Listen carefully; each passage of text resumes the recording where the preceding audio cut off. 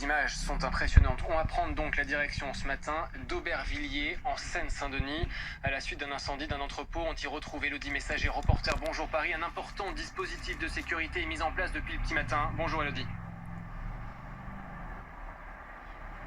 Bonjour Tanguy, on réalise à quel point cet incendie est impressionnant lorsque l'on voit justement cette épaisse fumée qui franchit la 86 et d'ici on aperçoit bien cet important dispositif, ce gigantesque dispositif qui est mis en place avec plus de 200 pompiers qui sont mobilisés depuis 6 heures ce matin pour tenter d'éteindre ces flammes qui sont en train de ravager un incendie, un entrepôt de 4000 mètres carrés. Alors ces flammes, on les voyait encore il y a quelques secondes, on le voit, les pompiers sont à pied d'œuvre. Ils ont déployé d'énormes moyens hydrauliques avec plusieurs bras élévateurs aériens, des lances très puissantes, des lances à incendie. Ils essayent donc d'asperger, d'inonder pour éteindre justement ces flammes. Et c'est une intervention qui est quand même très délicate puisqu'à l'intérieur de cet entrepôt, effectivement, il y a du tissu des antiquités, mais il y a également des bonbonnes de gaz, donc avec des risques d'explosion. Et cette intervention, elle est aussi délicate puisque, en fait, il y a un risque de propagation de cet incendie aux entrepôts alentours.